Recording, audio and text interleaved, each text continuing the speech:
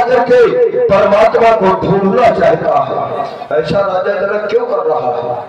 परमात्मा यदि आया है तो मूल में ये रावण है, और रावण के लिए आया है क्योंकि मैंने एक प्रतिज्ञा की थी कि करके अनीति इस जगती तल पर मैं मुक्ति का मार्ग बनाऊंगा। और जब मेरी मुक्ति के कारण वो आया है वहां से इस धराधाम में, और रावण ने बुलाया है, तो ये परमात्मा को ढूंढने का काम जनक का नहीं और रावण का है। जनक रावण का काम करे और रावण स्वीकार नहीं कर सकता। जाऊंगा मिथिला और मिथिला जाकर के उस परमात्मा कहलाने वाले को मैं ढूंढूंगा, और यदि मिल गया तो मैं उसकी पूजा नहीं करूंगा, क्योंकि पूजा करने में हमारा कल्याण होने वाला नहीं है। तेरी सन जाए मैं मैं उसे जाकर के शत्रुता करूंगा। जब शत्रुता करूंगा तभी तो हमारा उद्धार होगा। तो बस जिस कार्य हेतु अवतार दिया उसका श्री गणेश आज होगा।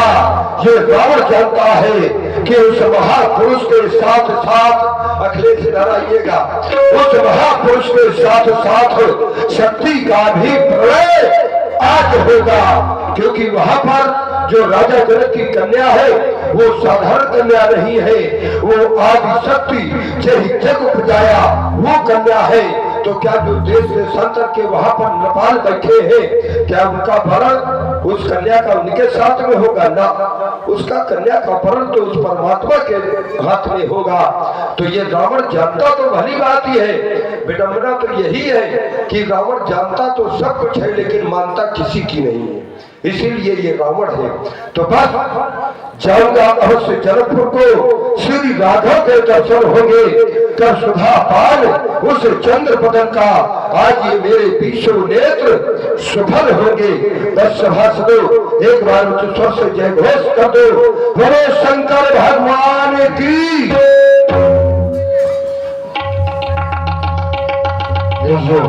अभी आपने देखा दशरथ जी का दरबार, और ये अब देखें आप लोग बाणासुर जी का सुंदर दरबार, और बाणासुर जी की कुशल भूमिका पर हमारे श्री जसवंत राजपूत जी पहुंचा सुंदर प्रस्तुति आप लोग देखें। शादी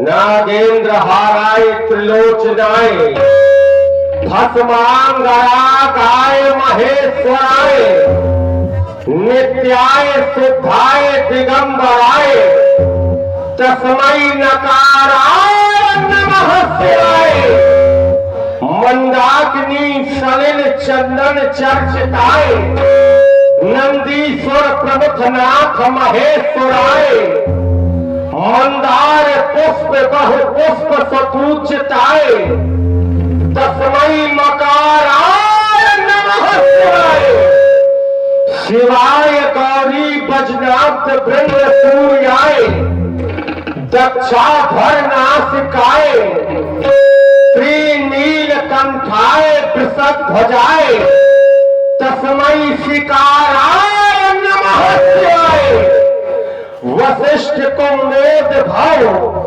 गौतमार्य मुनीन्द्र देवार्चित शेखराय चंदार्क वैश्वानर लोचनाय तस्मै वकाराय नमः शिवाय यज्ञ स्वरूपाय जटाधराय पिनाक हस्ताय सनातनाय दिव्याय देवाय दिगंबराय तस्मै यकाराय नमः शिवाय। भोलेनाथ, आज आपकी समाधि में सहसा मन था, परंतु क्या क्या कारण है आज मेरी समाधि भंग हो गई? ये शांति में भ्रांति सहसा हुई क्यों? ये अंधेरी दिशाओं में छा गई क्यों अचानक हुआ ध्यान भंग मेरा? कहाँ वही चलसा गया सूची सवेरा कि शेष तुम ये झेहुए से जा रहे हो या त्रिलोकी कोई प्रेत दृश्य दिखला रहे हो या भगवान तुमने फिर पास को उठाया या विभव विष्णु ने दो सारंग चढ़ाया? अरे हम नहीं धीर ये मुझसे कहा जा रहा है, ये हृदय क्रोध से भरा जा रहा है। क्यों मेरी लगी बुझाएं फेंकने, ये लगी इंद्रियां क्रांति के गीत गाने? हे नागेश्वर कारण क्या है? भोलेनाथ आज ये गणेश की समाधि भंग होने का कारण क्या है? क्या कारण है? या फिर रक्त काली महाकाली वो कपाली का खप्पर रक्त से रिक्त अथवा खून से खाली हो गया, या फिर भगवान भास्कर की प्रभा को प्रभावहीन हो गई, या फिर किसी प्रमुख दैत्य द्वारा मैया वसुंधरा को रसातल की ओर खींचा जा रहा है। कारण क्या है भोलेनाथ? कारण क्या है? ये कौन कह रहा उठो इस पृथ्वी पर भीषण या क्रांति मचाने को? कि मेरी भुजाएं फेंक रही इस पृथ्वी पर कौतुक दिखाने को? ये कौन कह रहा है? ये कौन कह रहा? ये गीत प्रलय का किसने गाया? ये किसने धक्का दी है ज्वाला? ये रणसागर कौन मथ रहा? कौन पी रहा इसका प्याला? ये अग्नि जगमग डोल रही या शेष नाग ने करवट बदली तो डोल रहा? ये प्रलय प्ररंजन के धूम कर ये गगन चल रहा? हे गुरुदेव ये कौन कह रहा? कौन कहा ललकार मुझे? वो बड़ा से हो सावधान, किसके सिर पर काल हंस रहा? कौन गा रहा मृत्युगान? अरे बचा न कोई वीर जगत में, ये चीज सभी को छोड़ा है। अपनी इन प्रबल भुजाओं से पर्वत सुमेर को तोड़ा है। फिर ये विश्रस कौन घोल रहा जो छूट गया गुरुदेव का ध्यान? कौन रहा ललकार मुझे? वो बड़ा से हो सावधान, वो बड़ा से हो सावधान। ये आकाश मार्ग से गाहट कैसी? ये कौन जा रहा? ये कौन जा रहा है? वो पुष्पक विमान? अरे ये जाता किसका विमान? अरे भोले कर दो शक्ति प्रदान, हाथों में लेकर धनुष बाण कर तुम खंड खंड खंड। पर ये जाता किसका विमान? ये पुष्पक विमान तो सिर्फ लंकाधिपति लंकेश के पास है, लेकिन ये दुष्ट जहां भी जाएगा निश्चित ही उपद्रव मचाएगा।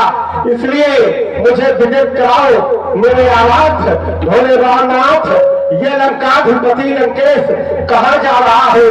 विदित कराओ। ओम नमः शिवाय, ओम नमः शिवाय, ओम नमः शिवाय।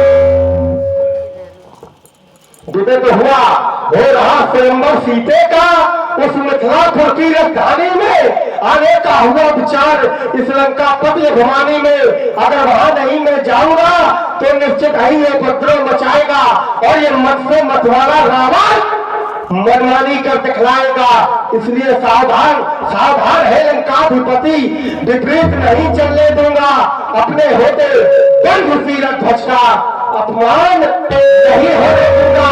विराजे है त्रिभुवननाथ वहां, उनका सब दर्शन होगा। मिथिलेश राजगुरु भाई है, उनसे भी प्रेम मिलन होगा। कर्म प्रस्थान मिथिला को यही आज्ञा पुरानी की, न मैं दूंगा कभी भी मैं सुआयुष धारी की। दशानन के आनंद को वहां जाकर मोड़ूंगा और यदि बनाना थी वो तो पछाड़ूंगा ना छोड़ूंगा। मिथिला पहुंचकर सुरों के सुरदर्श पाऊंगा। जनक की रंगशाला में सुमन सुशोभित चढ़ाऊंगा। दाम में सुना, दाम में सुना, दाम हारो हारो दाम में सुना।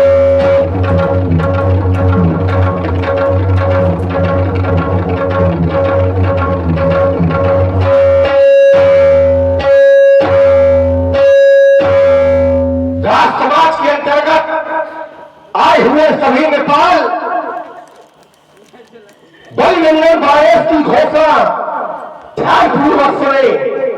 जितने भी राजा यहाँ पर उपस्थित है, तो यहाँ पर जो हमें व्यवस्था सौंपी गई है, एक पुत्री का विवाह हो रहा है, तो कोई भी राजा यहाँ पर अव्यवस्था न फैलाए, और अगर ऐसा नहीं करेंगे तो फिर बारिश के द्वारा दंड के भागीदार होंगे। अतः मेरी आज्ञा को मानते हुए सावधान सावधान सावधान। अब चाहे लाल लाल हो चाहे काला काला बचेगा कोई नहीं। मिथिला की पावन वेदिका पर विराजित भूत भावन भोलेनाथ के विराट सर्वप्रथम ये लंकापति लंकेश आपको प्रणाम कर रहा है। साथ ही जब मैं राजा जनक के जीवन पर चिंतन करता हूं तो पाता हूं, और राजा जनक के द्वारा आप पर आधारित होकर के जो निर्णय लिया गया है, यहाँ पर वीर की खोज, नीरज विदा ध्यान दो, यहाँ पर राजा जनक के द्वारा धनुष के माध्यम से एक वीर की खोज की जा रही है। प्रतियोगिता हो रही है यहाँ पर। प्रतियोगिता किस बात की? वीर की खोज की, क्योंकि जो धनुष को तोड़ेगा वो सीता से नाता जोड़ेगा। यहाँ प्रतियोगिता है, विचार करिए। प्रतियोगिता में आपके यहाँ ये मेला लगा और दंगल हुआ उसमें, और अगर पहलवान ही आपस में विरोध करने लगे उस दंगल का, तो क्या प्रतियोगिता संपन्न हो सकती है? भाई आपने दंगल लगवाया, मेला में लगवाया कि नहीं लगवाया? किस लिए लगवाया? कि पहलवान आएंगे, प्रतियोगिता में भाग लेंगे। अगर वही पहलवान ही उस दंगल का विरोध करने लगे तो आप थोड़ा लड़ेंगे जाकर के, क्योंकि वो प्रतियोगिता तो पहलवानों के लिए है। और वही स्थिति यहाँ पर है, ठीक वही स्थिति। यहाँ पर जो भी प्रतिभागी आए हैं वही विरोध कर रहे हैं इस प्रतियोगिता का। यहाँ दो पक्ष हैं। एक पक्ष प्रतिभागियों का कह रहा है कि बिन भंजे भव धनुष विशाला, धनुष बिना तोड़े ही, धनुष को तोड़ने की आवश्यकता नहीं है। दूसरे पक्ष से कह रहे हैं कि बिन भंजे भव धनुष विशाला।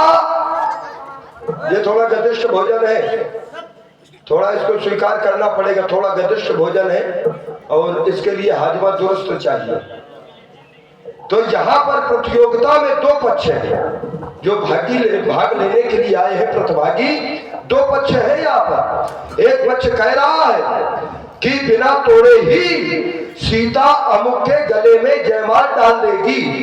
एक पक्ष का कथन ये है प्रतिभागियों में, बिन भंजे भव धनुष विशाला, तो मेली ही सी अमुक जयमाला। और जब एक पक्ष ने कहा तो दूसरा पक्ष तुरंत तैयार हो गया। उसका कथन क्या है कि बिन भंजे भव धनुष विशाला और मेली सी अमुक जयमाला। तो फिर हमारा कथन है, दूसरा पक्ष कह रहा है कि तोरे धनुष ब्याह अवगाहा और बिन तोरे को कुंवर ब्याहा। तुम कह रहे हो कि बिना तोड़े जो सीता का विवाह अमुक के साथ में होगा। अरे तोड़ने के बाद यदि हो जाए तो एक बार कालू किन होई। अरे वो दूल्हा की बात तो बहुत दूर है जो जयमाला पहनेगा। एक बार अगर काल भी आ जाए तो सीता के लिए हम उस काल से भी युद्ध करेंगे।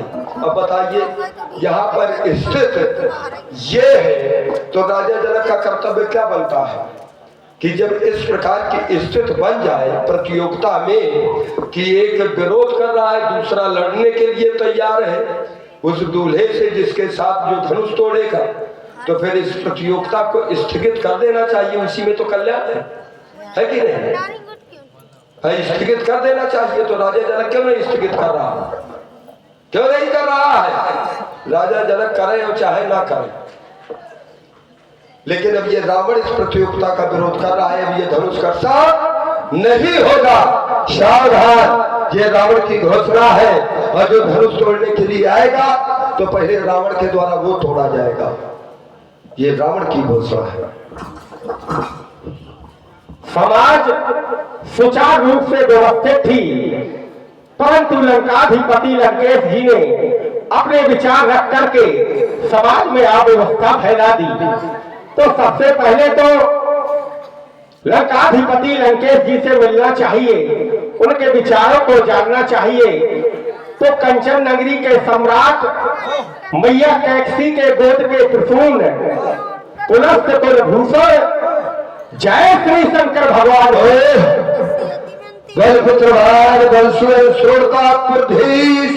जय जय श्री शंकर भगवान की, जय जय श्री शंकर भगवान की। बगैर अकारण सब काहू सो कर हित अनहित ताहू सो, ये दुष्टों के लक्षण हैं। बगैर अकारण जहां भी शुभ कार्य होते हैं या मांगलिक कार्य होते हैं वहां बैर बढ़ाते हैं या विघ्न पैदा कर देते हैं। खलन हृदय अति ताप विशेखी, जब ही सदा पर संपत्ति देखी। और जब कोई संपदा बढ़ती है तो उसको देख देख करके जलते रहते हैं। काहू की जो सुना ही बढ़ाई तो श्वास ले जन जूड़ी आई। अगर किसी की निंदा करे या फिर बड़ाई सुने तो उन्हें ऐसा लगता है, अगर किसी से जलते हैं तो फिर उन्हें ऐसा फल प्राप्त होता है जैसे कोई खजाना मिल गया हो, निधि माने खजाना, ऐसे प्रसन्न होते हैं। महाराज यहाँ पर आपने कहा कि यहाँ पर एक पक्ष कह रहा है कि जो धनुष तोड़ेगा और उसके गले में पुत्री सीता बरमाला डालेगी, और एक पक्ष कह रहा है कि अगर तोड़ भी दिया तो उनको जीत लेंगे। तो महाराज सकल सुरासर, मेरा तो कथन है जुरा ही जुझारा। अगर कोई साधारण व्यक्ति क्या धनुष को तोड़ सकता है? जब पुत्री सीता ने एक तरफ से धनुष को उठा लिया तो फिर श्रेष्ठ कौन होगा जो इसे तोड़ देगा? तो अगर तोड़ देगा तो वो साधारण नहीं होगा। अगर पूरा ब्रह्मांड भी अगर उसे मिलकर के जीतना चाहेंगे तो नहीं जीत पाएंगे, क्योंकि सकल सुरासर जुझारा और राम ही समर न जीतन हारा। तो मेरा कथन तो यह है कि अगर वो तोड़ भी देंगे और अगर वो जीतना चाहे तो धनुष तोड़ने वाले को नहीं जीत पाएंगे। तो मेरा तो विचार यही है कि महाराज यहाँ पर जो ये कार्य हो रहा है इसे सुचारू रूप से होने दे और यहाँ पर बाधक न बने। साधुवाद। देखिए, जिस व्यक्तित्व का तुमने नाम लिया है, अगर उसको इस धरातल से जोड़ दिया जाएगा तो हमारा तुम्हारा आना व्यर्थ हो जाएगा। तुमने कहा कि सकल सुरासुर जुरई जुझारा और राम ही समर को जीतन हारा। तो फिर राम के आगे तो फिर सब बातें मिथ्या हो गई। फिर आगे बचा क्या? कुछ नहीं बचता है, शेष कुछ बचा ही नहीं। भाई उससे कौन लड़ पाएगा? उससे कौन जीत पाएगा? कोई लड़ पाएगा उससे? और जब तक ये रहस्य गुप्त है तभी तक हमारा आपका संवाद है, तभी तक जनक की घोषणा है, तभी तक जनक जी का विलाप है। और अगर ये स्पष्ट हो गया कि नहीं उसी के द्वारा ये सब होना है तो सब ये बेकार हो जाएगा। फिर हमारा आपका यहाँ पर आना और जनक का ये रोज पूर्वक वचन कहना, ये सब मिथ्या हो जाएगा। तो हम चाहते हैं कि उस रहस्य पर पर्दा बना रहे, नहीं तो फिर ना आगे तुम बढ़ पाओगे ना आगे हम बढ़ पाएंगे, ना जनक आगे बढ़ पाएगा। क्यों अखिलेश? बात यही है ना भाई। उस व्यक्तित्व का नाम यदि आ गया तो फिर उससे कोई त्रिलोक में जीत सकता है क्या? जब तक वो गुप्त है तभी तक हमारा आपका युद्ध है, तभी तक राजा, अगर यही राजा जनक जान जाएगा तो कहे के लिए वो रोज पूर्वक ये राजाओं को वचन सुनाएगा। और राजा जनक तो मुझे विश्वास है कि तुमसे ज्यादा योग्य है, ज्ञानी है, वो तो अष्टांग योगी है। तो मैं चाहूंगा कि इसको धरातल में न लाया जाए, वर्तमान समय को देखते हुए ही आगे बढ़ने का प्रयास किया जाए। तुमने एक यहाँ पर उदाहरण दिया कि दुष्टों का ये स्वभाव होता है कि दूसरे की संपत्ति जहाँ बैर अकारण सब काहू सो, जो कर हित अनिहित ताहू सो, वो अकारण ही बैर करते हैं। तो क्या मैं यहाँ पर अकारण बैर कर रहा हूँ? मैंने तो एक अपनी बात रखी है समाज के बीच में कि प्रतिभागी प्रतियोगिता में भाग लेने के लिए आते हैं और यदि वही प्रतिभागी आपस में विरोध करने लगे तो प्रतियोगिता कराने वाले का कर्तव्य ये बनता है कि उसको स्थगित करा देना चाहिए। क्यों? क्योंकि आपस में वो लड़ रहे हैं। जब प्रतिभागी आपस में लड़ जाएंगे, मर जाएंगे, कट जाएंगे, तो प्रतियोगिता का कोई महत्व ही नहीं बचेगा। यहाँ पर ये थोड़ा है कि मैं विरोध कर रहा हूँ, यहाँ विरोध स्वयं प्रतिभागी कर रहे हैं, जिनको दीप दीप के भूपत नाना आए सुन जो हम पंठाना, ये प्रतिभागी यहाँ पर विरोध कर रहे हैं। और रावण का विरोध नहीं है, ये राजा जनक को समझना चाहिए। अगर राजा जनक नहीं समझ पा रहा है तो तुम यदि उसके सहयोगी बन करके आए हो तो तुम जाकर के राजा जनक को समझाओ कि तुम बहिरे हो क्या, तुम्हें सुनाई नहीं दे रहा जिनको बुलाया है वो क्या कह रहे हैं। भाई बहिरा थोड़ा हो गया है, राजा जनक की छाती में यह विरोध हो रहा है। ये रावण का विरोध इस धराधाम में, इस धरती में नहीं हुआ था, ब्रह्मा के लोक में हुआ था, लेकिन रावण जान गया था कि मेरा विरोध वहां पर हुआ और राजा जनक की छाती में यहाँ पर विरोध हो रहा है।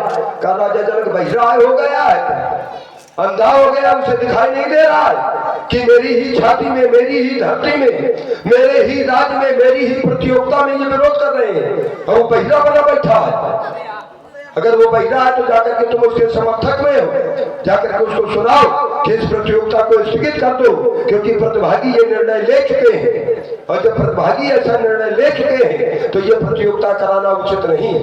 मेरा विरोध हुआ था एक बार नीरज जी, कहा था सुरमुन गंधर्वा मिलकर सर्वा ये विरंच के लोका, ये सब ब्रह्मा के लोक में पहुंचे और वहां पर विरोध किया कि जैसे भी हो रावण का वध हो जाए, रावण मरे, क्योंकि हम उससे परेशान हैं। तो वहां पर जो विरोध हुआ, रावण ने लंका की विरोध वहां पर हुआ था और रावण ने लंका में ये जान लिया था कि वहां पर मेरा विरोध हो रहा है और यहाँ जनक की छाती में यहाँ विरोध हो रहा है। तुम समर्थक बने हो और 16 दूनी 8 का पढ़ा तुम हमें पढ़ा रहे हो कि यानी जहां पर बैर व कारण सबका हुस हो, तो ये तो स्वयं राजा जनक ऐसा काम कर रहा है। ये दुष्टों का अगर लक्षण अगर यहाँ पर जोड़ रहे हो तो ये राजा जनक स्वयं ये दुष्टता यहाँ पर कर रहा है कि पर हित हानि लाभ जिन केरे और उजरे हरस विषाद बसेरे। इसका भाव ये हुआ पर हित हानि, दूसरे की हानि हो जाए, दुष्टों का ये लक्षण होता है, जरा समझिएगा। पर हित हानि लाभ जिन केरे, दूसरी की हानि ही जिसके लिए लाभ है और उजरे हरस, उसके उजड़ने में, नष्ट होने में जिसको प्रसन्नता हो और बसने में दुख हो, ये किसके लक्षण है? ये दुष्टों के, साधुओं के तो लक्षण है नहीं, संतों के लक्षण है नहीं। और यहाँ पर है क्या? परहित हानि। ये राजा जनक के बाप की धरोहर थोड़ा है, अमानत थोड़ा है, ये परहित हानि ये दूसरे का है। किसका है? भगवान शंकर का है। तो राजा जनक सोच रहा है कि इसकी हानि हो जाए, ये मिट जाए संसार से, तो वही राजा जनक को लाभ हो जाएगा। अगर ये बने रहेंगे तो उसको विषाद होगा, उजरे हरस, अगर ये चले जाएंगे तो हमें प्रसन्नता होगी। तो ये किसके लक्षण है? किसके लक्षण? थोड़ा बताओ किसके लक्षण है? क्या ये संतों के लक्षण है क्या? और जब संतों के लक्षण नहीं है तो ये नियमावली हम पर क्यों लगा रहे हैं? सुन रहे हैं बहुत ही सुंदर संवाद। रावण जी और बालासुर जी के मध्य प्रभावित हुए हमारे आदरणीय श्री हरगोविंद राजपूत जी का आपकी ओर से क्या कुछ सुन रहे हैं। दोनों विद्वानों की चरणों में सादर प्रदत्त है। शाबाश। फंदा बहुत मजबूत लगाया है, निकलना थोड़ा कठिन है। चलिए हाँ, लेकिन चलिए महाराज प्रयास कर रहे हैं। देखो ये फंदा इनके और उनके कारण लगा, ये भी ध्यान दे लो। हम सब जानते हैं। देखो अगर महाराज जनक जानते ना होते, महाराज जनक सब जानता है, आपने कहा जनक भी जान जाएगा, तो वो पहले से जानता है जनक, क्योंकि जब अबराई में गए और मिले तो वहां पर उन्होंने पूछा विश्वामित्र से कि कहो नाथ सुंदर दो बालक, मुनकुल तिलक कि निर्पुतुल पालक, ये कौन है? तो फिर उन्होंने बताया और भी पूछा, मेरे भय भेष धर से प्रभु आवा और ब्रह्म जो निगम नीति कहे गावा। क्या ये वही ब्रह्म तो नहीं है जिसे देख करके तिनहि विलोकत अति अनुरागा और बरबस ब्रह्म सुखई मन त्यागा? तो ब्रह्म सुख की अनुभूति हो रही है, तो उसी छवि को महाराज जनक ने अपने हृदय में धारण कर लिया। तो जनक तो जानता है कि धनुष कौन तोड़ेगा। अब रही बात यहाँ पर आप कह रहे हैं जो भी ये राजा विरोध कर रहे हैं तभी जनक ये कार्य कर रहा है, तो वो कौन लोग विरोध कर रहे हैं? जे मतिमंद मूल है, अभिमानी, वे मंद बुद्धि के हैं, अभिमानी है, तुम्हारे जैसे है, तभी तो वो विरोध कर रहे हैं। और तुमने कहा यहाँ पर अगर परहित होगा तो आप जानते ये भी है कि यहाँ ये महर्षि दधीच की अस्थियों से निर्मित है, इसमें प्राण है। और महाराज जनक भी एक शब्द है, तो महाराज जनक के द्वारा परहित ही किया जा रहा है, क्योंकि जब एक समय वृत्तासुर नामक दैत्य का अत्याचार बढ़ा और उसके अत्याचार से ये पृथ्वी त्राह त्राह कर रही थी, तब महर्षि दधीच ने अस्थियों का दान मांगा गया और उन्होंने अस्थियों का दान दिया। तभी उनकी पत्नी सुवाचा ने कहा कि तुम मेरे पति के प्राण ले रहे हो और इनको मुक्ति कब मिलेगी। तब देवताओं ने वरदान दे दिया कि त्रेता के चौथे चरण में जब प्रभु का अवतार होगा और तो तुम्हारे पति को मुक्ति मिल जाएगी। तो एक संत के द्वारा संत को मोक्ष मिल